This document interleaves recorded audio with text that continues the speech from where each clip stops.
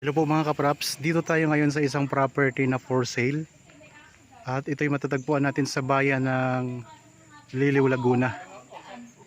So mula po dito ang boundary ng property.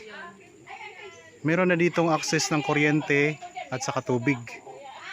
Tabing-tabi po ng kalsada, pero meron po itong irrigation sa harap ng property. Kaya need po natin na magpagawa ng isang maliit na tulay para makapasok po ang inyong sasakyan sa loob. So mamaya mga kapraps, papasok tayo doon sa loob ng property para ipakita ko sa inyo ang mga tanim. So dito muna tayo ngayon sa frontage.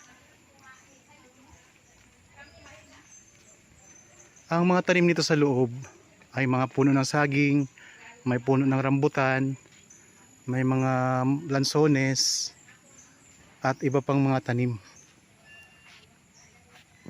So ayun mga kapraps ang property oh.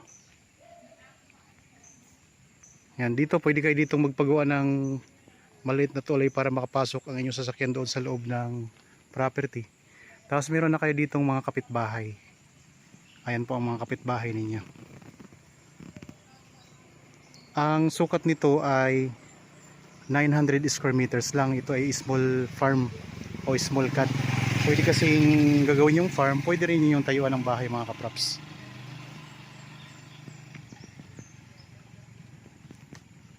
Malapit lang din po ito sa town proper ng Pila, Laguna.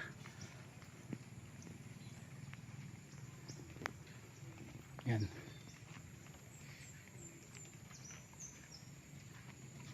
So sa mga viewers po ngayon na naghahanap ng property na small cut lang, lalong-lalo na yung farm lot na small cut lang, ito mga kapraps ang may offer namin sa inyo ngayon. So kung gusto niyo makita ito ng personal, pwede po kayong magpa-schedule sa amin ng actual viewing.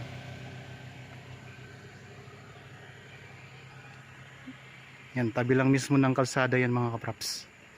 Kaya sa presyong nakikita nyo sa description box, murang-mura na po ito sa ganitong sukat ng property.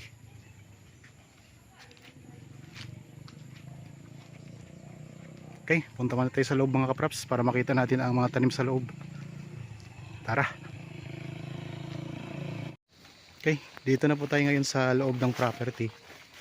Ito yung mga tanim, maraming mga rambutan.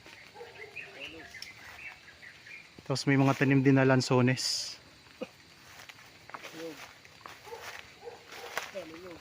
Meron ding puno ng niyog. Yan, maraming mga lansones na. Ilan kaya itong lansones. Maraming, ano lang, kunting tabas lang ito mga kapraps. At makikita natin ang ganda nitong property. Meron din ditong maliit na, meron ditong isang puno mga kapraps. Anong puno to kuya? Ito.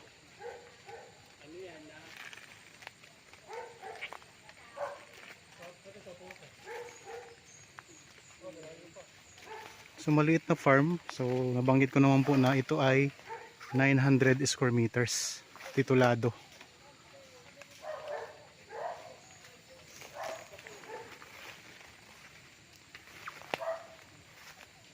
Mayroon ding mga tanim na saging.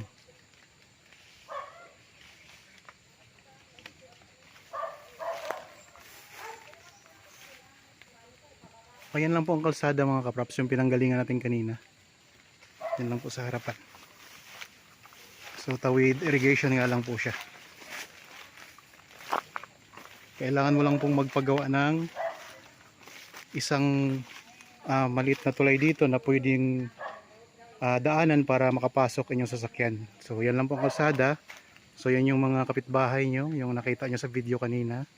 Yan yung katapatan ng property.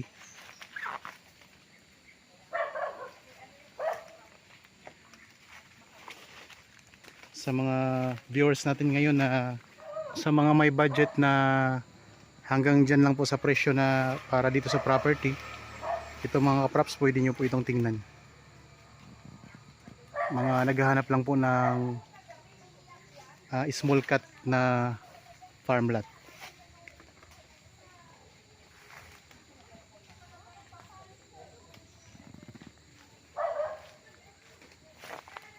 Okay? Naikot na po natin ang property mga kaprops. Para po sa mga bago pa lang sa aking channel at tapadaan lang po dito sa aking channel, huwag niyo pong kalimutang mag-subscribe at pindutin na rin po ang notification bell para maging updated kayo sa mga property na i-offer po namin. Maraming salamat po. Lagi tayong mag-iingat at God bless po sa ating lahat mga kaprops.